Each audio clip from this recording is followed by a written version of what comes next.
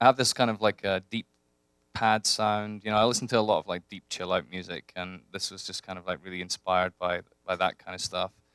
Uh,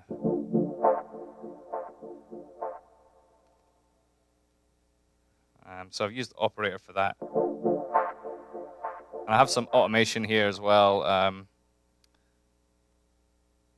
If you look down here, this red line, so it's going kind of up and down and up and down. That's basically controlling the cutoff point for this pad. I'll go over quickly how I made the pad. So I've used all four oscillators, and I have B modulating A as with in the other ones, and then I have C running in parallel to that with D modulating C. So you can see down here this little cube. That basically means that the the green one is modulating the yellow one, and the orange one is modulating the blue one, which corresponds to those four squares there. Um,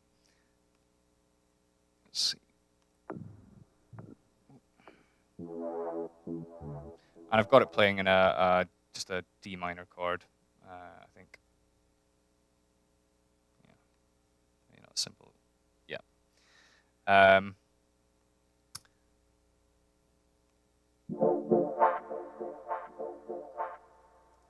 it's getting that kind of thickness in the pads. That is usually the challenge with pads. You can see here, for example, I've adjusted the fine tuning of the second two oscillators. That's set up to 5, and that's up to 18.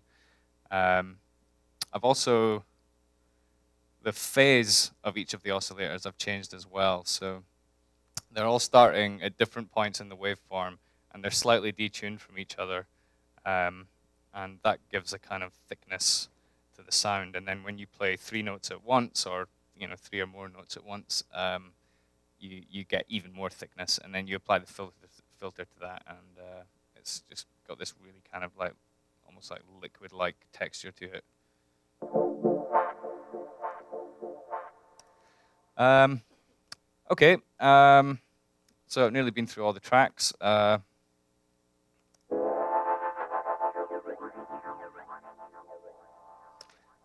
That was again, it's just like I think it's a minor chord stab I made with another synthesizer. But what I did with that I thought was quite nice was I put a bit of pitch bending at the start, so it actually it starts maybe a few semitones off and then just like bends up. Yeah, as well as having all the the cut-off modulation on it as well, and I think some like flanging and stuff. And then yeah, finally here I've got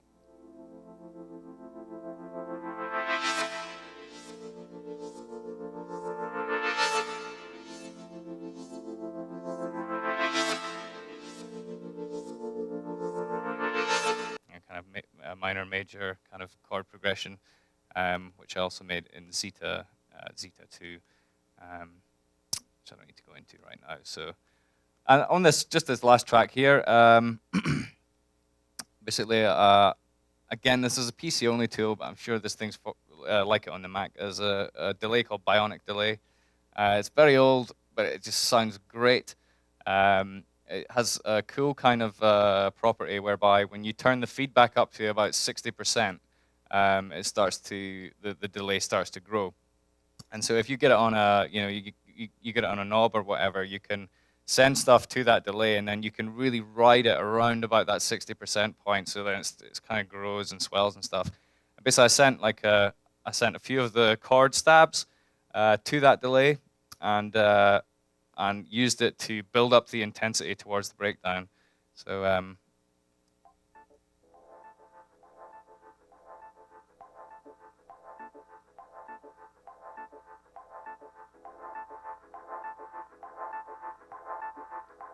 it's created a really nice nice kind of texture.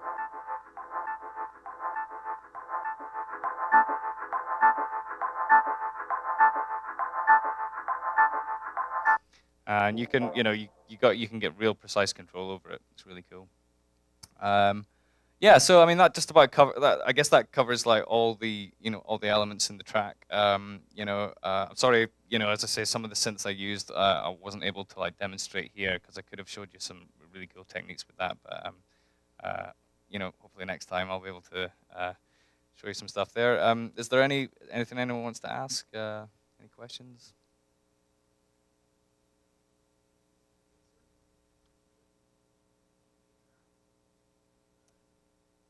Can we see the mixer and the levels for all of these tracks? Is it already here? Am I looking at it? Yeah, that's not quite so easy actually in this particular view in Ableton. I mean, in the session view, you have a mixer I see. like this. I could probably show you it that way. Yeah. Uh, Open them all up. Am I always -2 on my master? Well, here. Uh, no, it was down a little bit, but yeah, I usually try to keep keep the channels down a fair bit, like sort of like -6 or even lower, just to keep that headroom free. But yeah, no, I just had it cranked up because I was working on headphones earlier.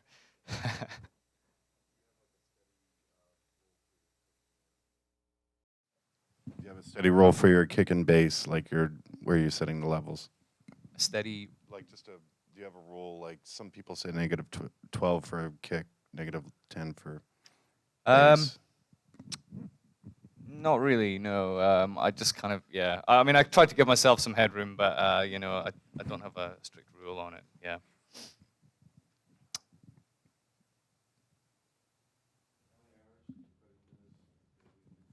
Oh God, I don't know. Uh, yeah, I mean that's I was gonna talk a bit about creativity if you'll let me. I've got some other slides. Just talk about some general stuff before you go. Yep. Hello?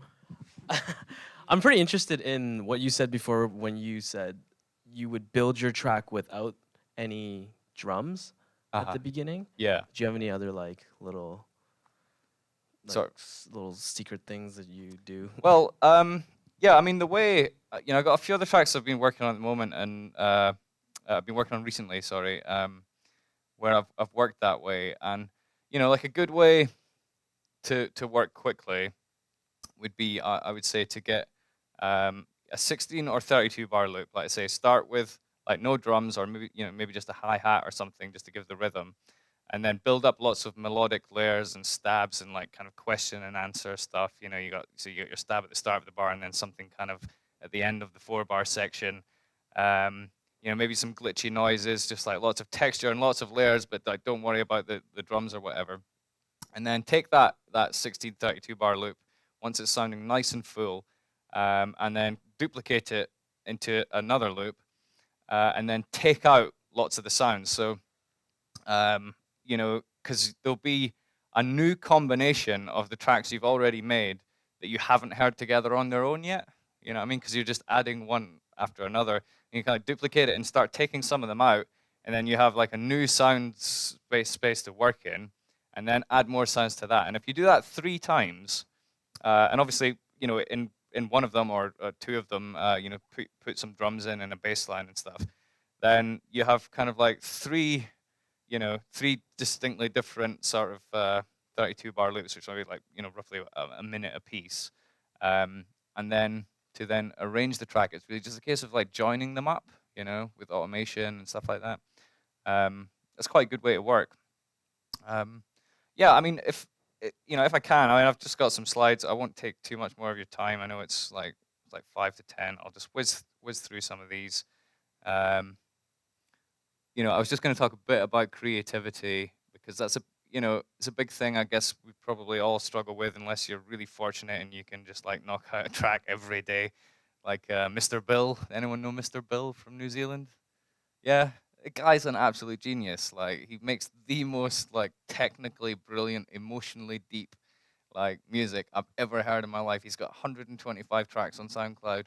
He makes a track a day, like he, a track in 8 hours, like, and it's just supremely technical. I don't know how he does it. To be honest, I take bloody ages writing tracks, and I think a lot of it is, it's not that I don't know how to write a track. I think a lot of it's in the mind. It's like doubt. If you listen to something for too long, you start to doubt it, and you think you can take things deeper or take them further or whatever. So I was going to say, like, there was some studies done on creativity in the 70s.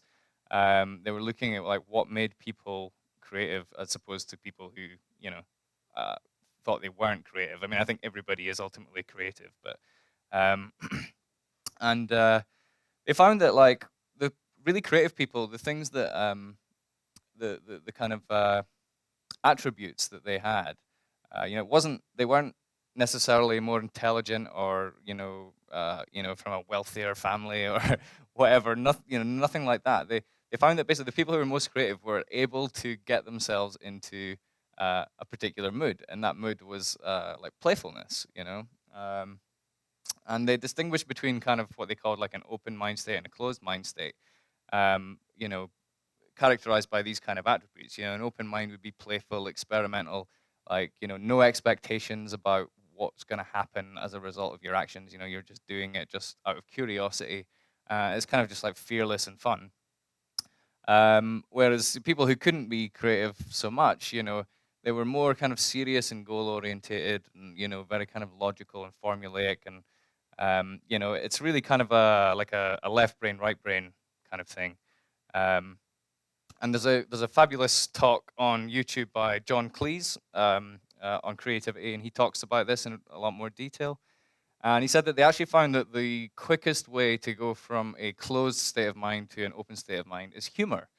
It's like laughter, it kind of like very quickly switches us into that kind of creative mind state. So, yeah, if you're feeling, if you're feeling stuck creatively, I don't know, go and watch Family Guy or something.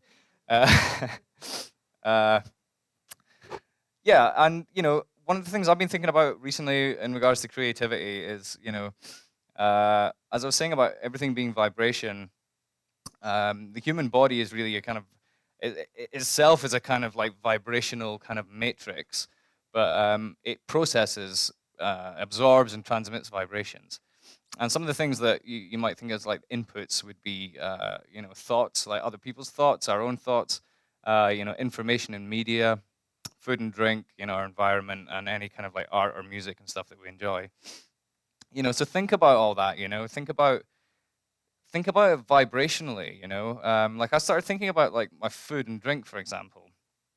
In nature, like things which are alive, like plants and animals and all that, when you look at them like really close up, like microscopically, they have like beautiful like harmony in them and geometry, and they're living things, and they're flawless.